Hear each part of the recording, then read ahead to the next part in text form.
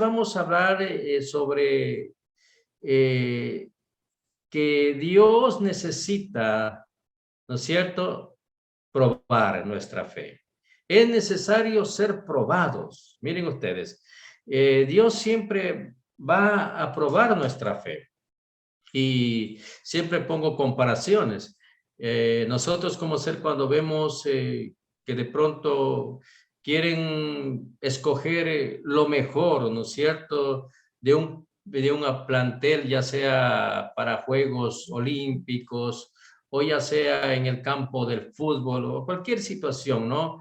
O ya sea en nivel académico, siempre estaremos dando pruebas, nos estarán evaluando, ¿no es cierto? ¿Para qué?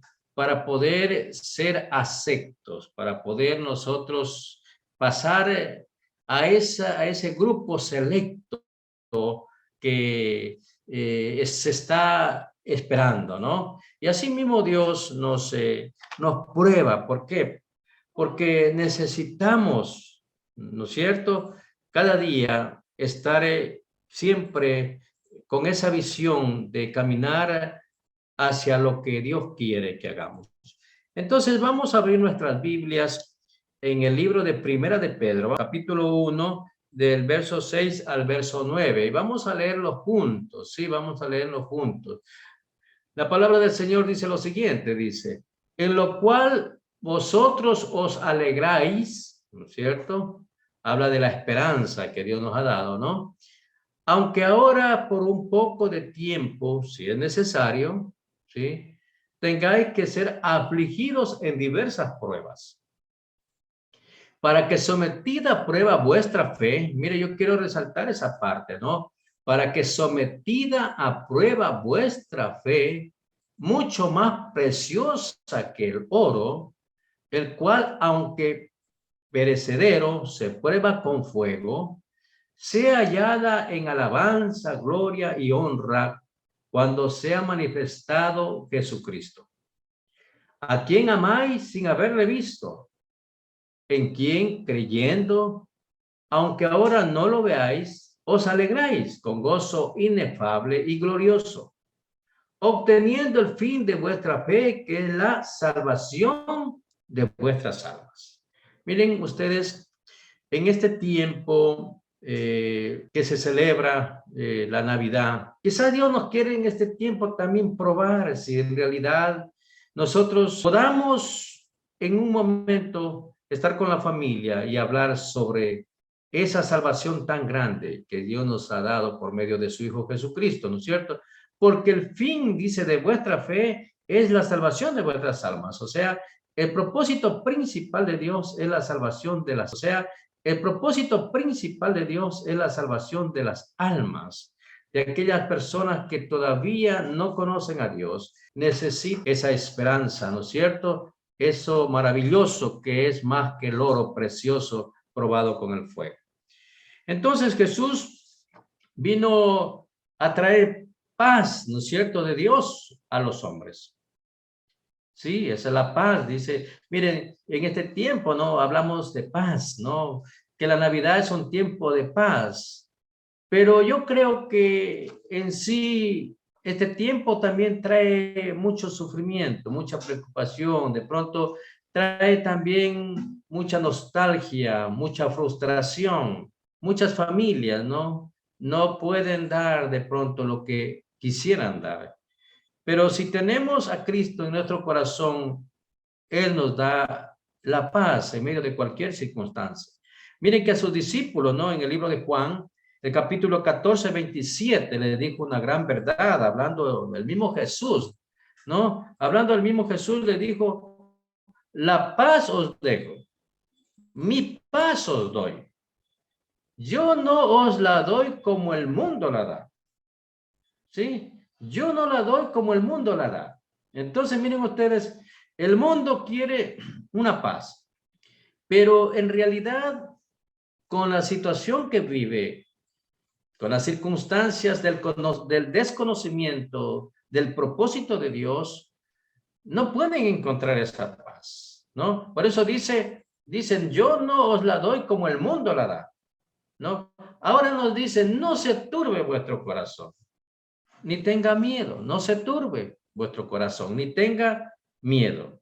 Y posteriormente, Jesús mismo hablando más adelante en el libro de Juan, en el capítulo 16 y el verso 33, le dice otra vez, está hablando sobre la paz, ¿no? Y dice, estas cosas os he hablado para que en mí tengáis paz. Entonces, Cristo es nuestra paz. Dice la palabra en otro texto, yo soy la paz del mundo. Miren ustedes, el que camina conmigo no andará en tinieblas. Entonces dice aquí, en el mundo tendréis aflicción. En el mundo, ¿qué? Tendremos aflicciones, pero confiad, yo he vencido al mundo. ¿Sí se da cuenta? Confiad en él, porque yo he vencido al mundo, dice el Señor. La paz no implica, o sea, que no tendremos aflicciones. Eso no implica. Fue muy cierto su profecía en cuanto a las aflicciones. Los cristianos del primer siglo no solo sufrieron las aflicciones de las enfermedades, los problemas económicos, los problemas familiares, etcétera.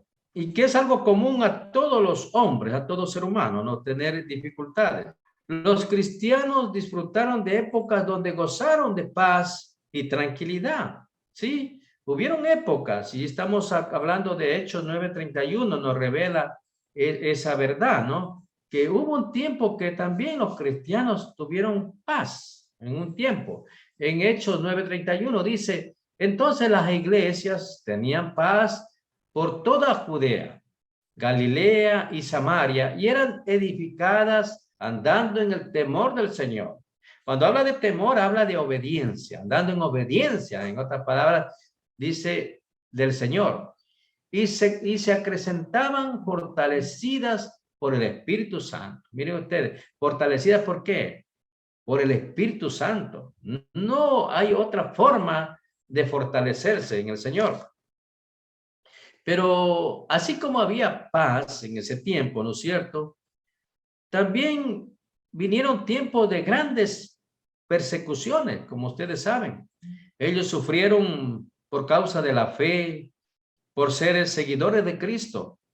Las épocas de persecución fueron terribles. Si usted lee el libro de Hechos, ahí puede relatar un poco de las aflicciones que sufrió el apóstol Pablo.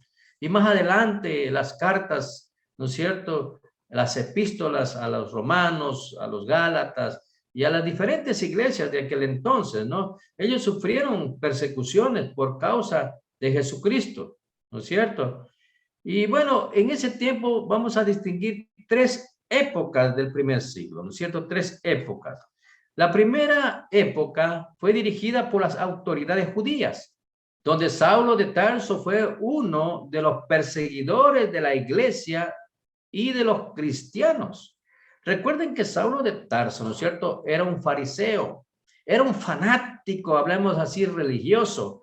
Y ellos también combatían a los creyentes creyendo que lo estaban haciendo por Dios. O sea, había una enseñanza nueva que no comprendían y que ellos pensaban que iban a cambiar las costumbres, las ideas de los judíos. Entonces, lo que hacían era combatirlas. Y Saulo de Tarso en ese tiempo combatía a los creyentes. En el libro de Hechos, capítulo 8, verso 3, dice lo siguiente. Hechos 8:3 dice lo siguiente. Dice, y Saulo asolaba la iglesia y entrando casa por casa arrastraba a los hombres y a las mujeres y los entregaba en la cárcel. Miren, ahí está una cárcel, ¿no? Simbolizando lo que el apóstol Pablo en ese tiempo, Saulo, que todavía no tuvo el encuentro con el Señor. Recuerden que Saulo de Tarso, si usted lee más adelante la escritura, en el capítulo 9 del libro de Hechos, él tuvo un encuentro camino a Damasco con Cristo, ¿no es cierto? Ya ustedes recuerdan esa historia y transformó su vida, ese encuentro. de ahí en adelante. Transformó totalmente su vida. Por eso aquel que tiene un encuentro con Jesucristo, necesariamente su vida es transformada. No vuelve a ser el mismo, ¿sí? Es transformada. La segunda parte o la segunda época, ¿no es cierto?, de aquel tiempo, y se está dada por el Imperio Romano a manos de Nerón, quien dicen los historiadores que mandó a quemar a la ciudad de Roma para deshacerse de los edificios viejos y feos para construir hermosos palacios. Miren este hombre, ¿no? Nerón, ¿no? Un emperador de Roma, ¿no? Hizo eso. Los ciudadanos romanos entendieron que el incendio fue intencional e iniciaron una revuelta. Nerón, para evitar que fuese en contra de su gobierno, acusó a los cristianos de ser los causantes. Miren ustedes, Nerón acusó a los cristianos. Esto ocurrió aproximadamente en el año 64 después de Cristo, y la primera carta del apóstol Pedro es datada aproximadamente para el año 67 después de Cristo. En este contexto, Pedro escribió su primera carta a los hermanos en la dispersión, ¿sí? Aquellos que después de esta revuelta, después de haberlos acusado, ¿no es cierto? Este emperador, Nerón, ellos tuvieron que huir para no ser muertos. Claro que hubieron una matanza grande, pero muchos también huyeron para evitar la muerte, ¿no? Y fueron dispersados, La tercera, hablando así, época, fue también por el Imperio Romano, a manos del emperador Domiciano, cuando les exigió a los ciudadanos de Roma adorar al emperador. Los cristianos se negaron a adorar al emperador. Recuerden ustedes que si tenían el Espíritu Santo, tenían el poder, tenían la gracia de Dios, el cristiano verdadero no iba a acceder a una adoración, ¿no es cierto?, de un hombre. ¿Por qué? Porque solo a Dios debemos adorar. Entonces ellos se negaron a la adoración, ¿sí?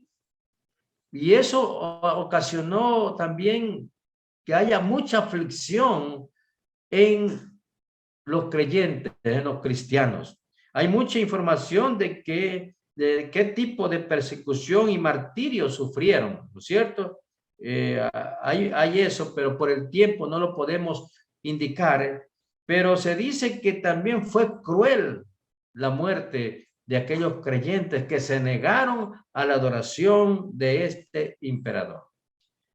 Miren ustedes, en 1 de Pedro 1, del 3 al 7, dice lo siguiente, lo que más un poquito antes del texto base que tenemos, dice, bendito el Dios y Padre de nuestro Señor Jesucristo, que según su gran misericordia nos hizo renacer, ¿sí? ¿Nos hizo qué? Renacer. ¿Qué quiere decir? Nos hizo nuevas criaturas, ¿sí? Nos hizo renacer para una esperanza viva por la resurrección de Jesucristo de los muertos, para una herencia incorruptible, incontaminada e inmarcesible, reservada en los cielos para vosotros, que sois guardados por el poder de Dios mediante la fe, para alcanzar la salvación que está preparada para ser manifestada en el tiempo postrero.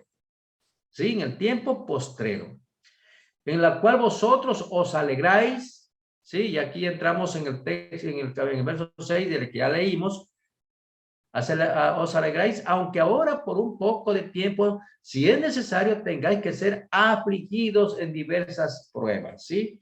Y el verso 7, que ya también leímos, para que sometida a prueba vuestra fe, mucho más preciosa que el oro, el cual, aunque perecedero, se prueba con fuego, se hallada en alabanza, gloria y honra cuando se ha manifestado Jesucristo. ¿Sí?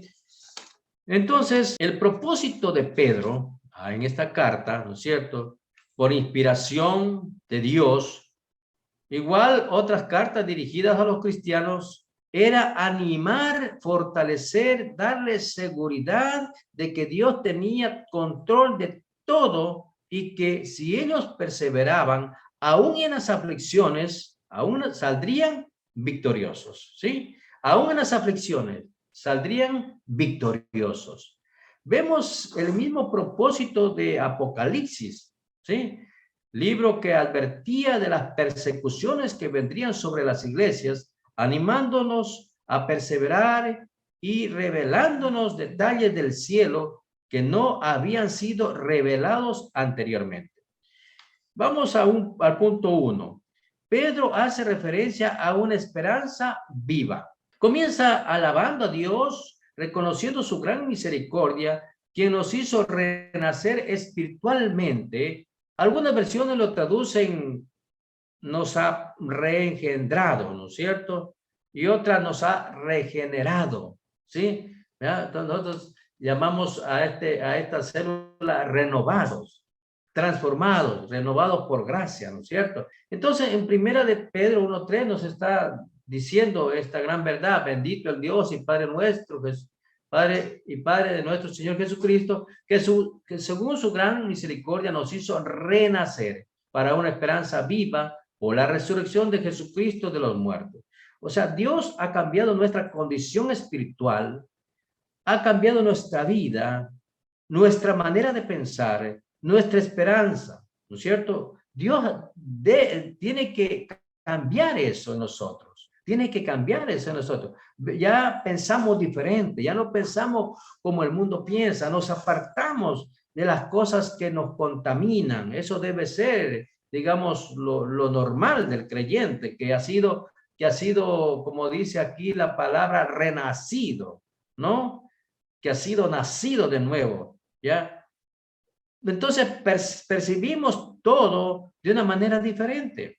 Tenemos seguridad en lo que Dios ha hecho, hace y hará con nosotros.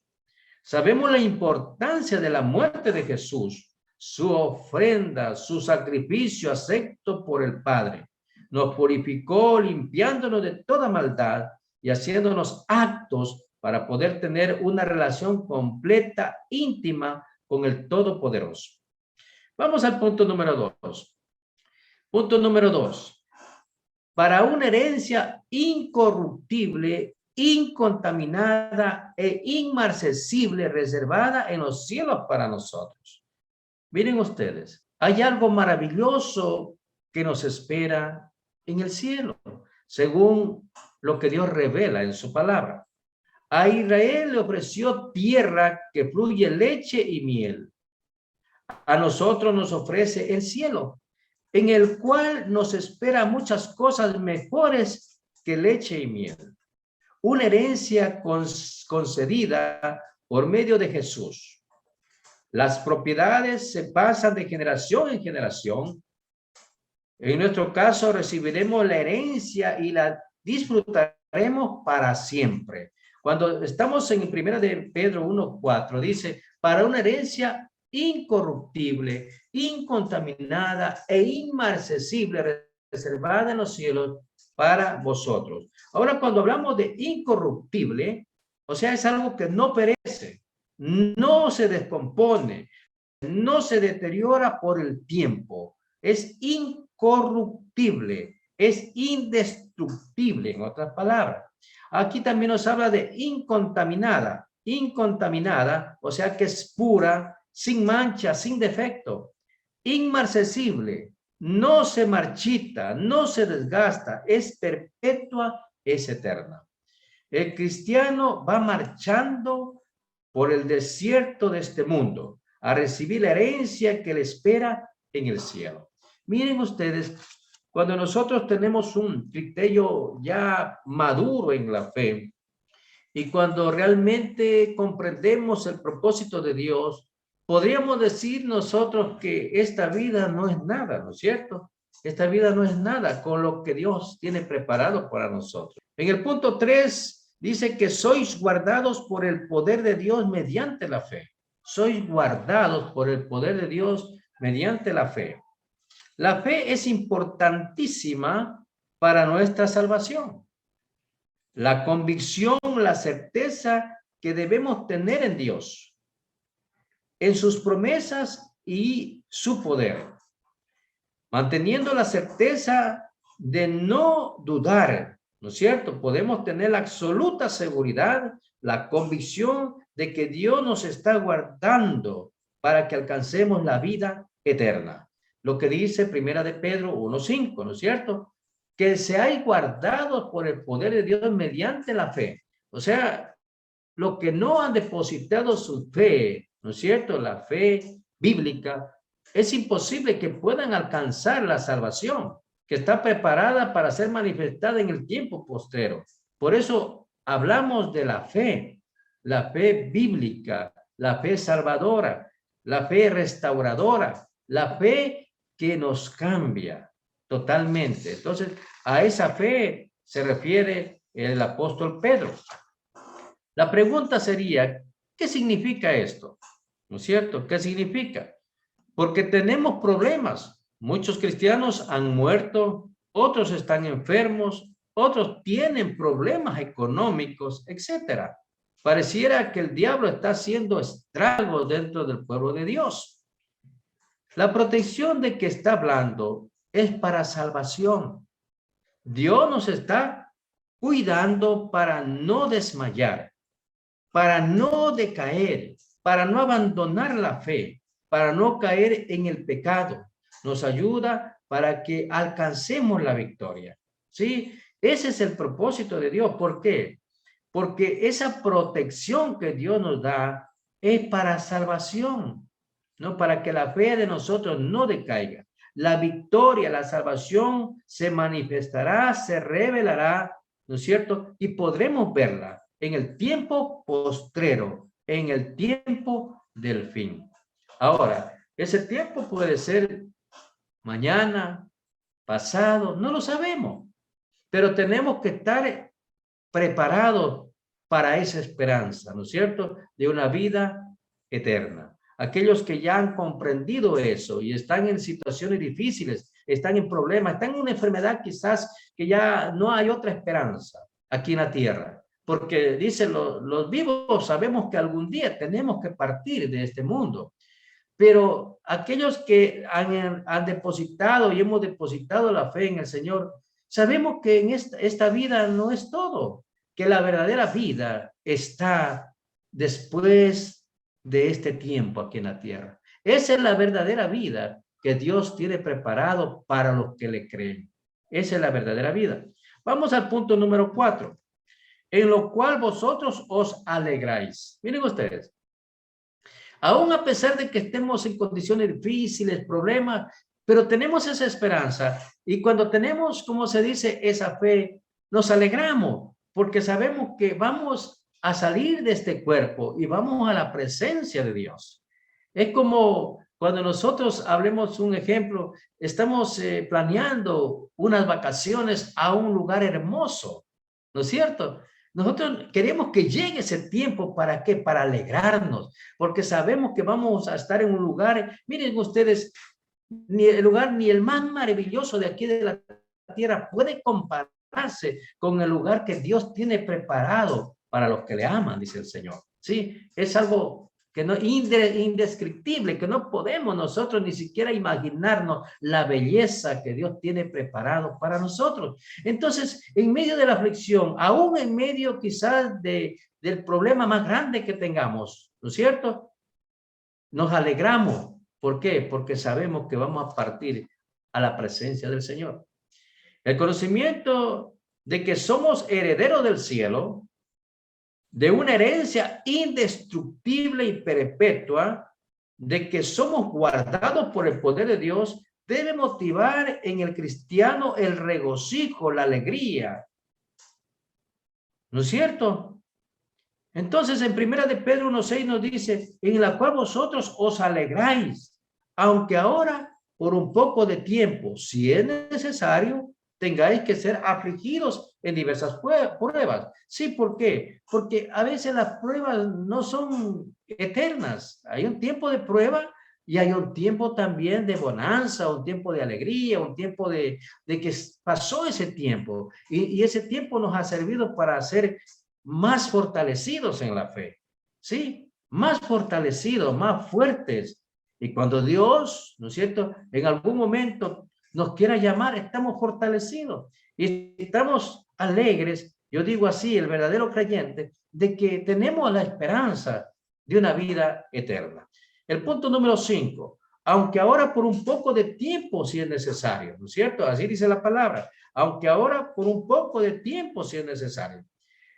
Le revela que lo que les ha de suceder no será por mucho tiempo. Sí, no será por mucho tiempo. En el tiempo en que les está escribiendo, época de gran persecución por parte del Imperio Romano. Sí, miren que ustedes, esas personas estaban con el peligro y murieron muchos en esa persecución. Sin embargo, dice, gozaos, aunque pueden matar el cuerpo, pero nuestra esperanza está viva en la eternidad. Miren ustedes, o sea, el apóstol aquí, Pedro, los estaba animando y le decía, si mueres por la causa de Cristo, ¿no es cierto? Bienaventurado vas a ser, porque vas a estar en la presencia de nuestro Señor. La expresión, si es necesario, es interesante. Alguien determina lo que es necesario. Por el condicionante, sí, obviamente, no es el diablo. Si fuese por él, acabaría con todos los cristianos, ¿sí? Se refiere a Dios. Él es quien determina si permite que sus siervos sufran o no sufran. Miren ustedes, Él permite. Dios dice que nos va a probar no más allá de nuestras fuerzas. Vamos al punto número 6. Tengáis que ser afligidos por diversas pruebas, ¿sí? También dice en el verso de primera de Pedro 1:6, dice, tengáis que ser afligidos en diversas pruebas. Su alegría está en la esperanza, en el consuelo de Dios, pero Dios determina si es necesario, preciso que, por un poco de tiempo, seáis afligidos en diversas pruebas. Cuando contrastamos lo dicho en el verso 5, donde se dice que somos guardados, versus lo que dice el verso 6, ser afligidos en diferentes pruebas o dificultades, podemos comprender que la promesa de protección en estos versículos tiene que ver con lo espiritual, ¿sí? Con el perseverar en la fe, en no desmayar ni abandonar la fe. Entonces, tenemos que seguir perseverando, ¿no es cierto? Hasta cuando Dios lo permite. El número 7, para que sometida a prueba vuestra fe, para que sometida a prueba vuestra fe. El propósito de las pruebas no es sufrir por sufrir. Su fin es someter a prueba nuestra fe. Recuerda cuando hacemos cosas para probar la fidelidad y seguridad de un seguro de salud, ¿no es cierto? Un ejemplo, un aparato electrónico de alta calidad, y lo probamos para ver si la imagen es lo que ofrece o el sonido es alta calidad. La calidad de una tela para evaluar si se destiñe o se desgasta, etcétera. Es sometido todo esto a diversas pruebas. Eso es lo que sucede con nuestra fe. Es evaluada por Dios mediante las pruebas para determinar si es de la calidad que nosotros decimos que es. Algunas veces, como los que venden cosas y tienen que devolver el dinero o cambiar el producto después de ofrecer maravillas que no hace el producto. Nosotros tenemos que avergonzarnos porque nuestra fe no es tan fuerte, firme como creemos. ¿Quién sabe? Algunas veces tenemos que de pronto caer para a veces avergonzarnos y reconocer que no somos tan fuertes, que necesitamos, ¿no es cierto?, ser llenados por el Espíritu Santo de Dios para continuar, porque así es. La fe es probada y a veces en muchas pruebas nosotros podemos caer, ¿ya? Pero Dios, por medio de su Espíritu Santo, nos va a dar la fortaleza para seguir adelante. Algunas veces Dios la prueba como se prueba el oro, con fuego, con las dificultades, con las aflicciones, con el propósito de purificarla y de fortalecer la fe. Jesucristo y los apóstoles sufrieron las tribulaciones y la muerte, y muchos cristianos han sufrido lo mismo, porque Dios no ha prometido que nos va a librar del sufrimiento. Eso Dios no ha dicho, ¿sí? En este mundo tendréis aflicciones, nos va a dar la fortaleza para salir adelante, eso sí. El punto 8. Sea hallada en alabanza, gloria y honra cuando sea manifestado Jesucristo. En el 1 de Pedro 1:7 dice aquí, sea hallada en alabanza, gloria y honra cuando sea manifestado Jesucristo. El propósito de la prueba, cuando son vencidas, cuando las pasamos, es que sigamos firmes en la fe, perseverando, echando mano de la vida eterna. Sea que nos alcance la muerte o que regrese Jesús, el cristiano debe estar firme, alabando, glorificando y honrando a Jesucristo. Los cristianos del primer siglo, a pesar de la despiadada persecución de Nerón, creían en Jesucristo y esperaban en él. Lo amaban y vivían alegres y gozosos. En 1 de Pedro 1:8 nos revela esa parte. Sí, 1 de Pedro 1:8. Mira aquí dice, ¿a quién amáis sin haber visto? ¿En quién creyendo? Aunque ahora no lo veáis, os alegráis con gozo inefable y glorioso. Sí, a pesar de todo lo que estaban pasando. La pregunta sería, ¿tendremos el mismo ánimo, el mismo gozo, la alegría, la esperanza, el anhelo y el amor por Jesús, a pesar de las pruebas? Hay muchos creyentes que todavía no han fortalecido su fe, han madurado en la fe y algunos declinan de la fe. Es por eso que a veces hay creyentes que uno los ve en la iglesia y después de un tiempo, por alguna situación, por algún sufrimiento, alguna cosa que les pasó, se deslindan de la fe. Y ahora nuevamente se los ve en el mundo. Pero no tenemos que juzgarlos. Tenemos que ayudarlos para poderlos nuevamente regresar al redil. Y por último, vamos al punto 9, obteniendo el fin de vuestra fe, que es la salvación de vuestras almas. O sea, la misión, la meta, el propósito de nuestra fe, de soportar las tribulaciones, de perseverar hasta el fin, es obtener y aferrarnos a la vida eterna, que se nos dará por medio de Jesús. 1 de Pedro 1:9 dice esta gran verdad, obteniendo el fin de vuestra fe, que es la salvación de vuestras almas, la vida eterna. Ese es el fin de nuestra fe. O sea, nuestra mirada está en ese propósito. Es como decir un atleta, su mirada está en llegar a la meta primero. ¿Sí? Pero acá no, acá la meta está abierta para todos aquellos, ¿no es cierto? Todos aquellos que perseveran, ¿cierto? Todos aquellos que siguen adelante. No solamente para uno, dice para muchos. Lo que necesitamos es pelear la batalla de la fe de manera correcta. ¿Sí? ¿Qué podemos decir en conclusión? En conclusión, las dificultades, las pruebas son solo procesos que vivimos para poder fortalecer nuestra fe, para aprender a soportar y a tener paciencia, para que aprendamos a confiar y a esperar en Dios. Entonces, mis queridos hermanos, no desmayemos cuando somos probados. Dios está en control de nuestra vida. Tenemos que estar seguros que a pesar de cualquier circunstancia, ¿no es cierto? Dios está en control de nuestra vida. Algo está pasando en tu vida, algún problema, alguna situación. Dice el Señor, entrégame tus cargas y yo te haré descansar. Tenemos que estar confiados en esa esperanza, sabiendo que si estamos perseverando en el Señor, todas las cosas que nos suceden es para bien, aún en situaciones difíciles.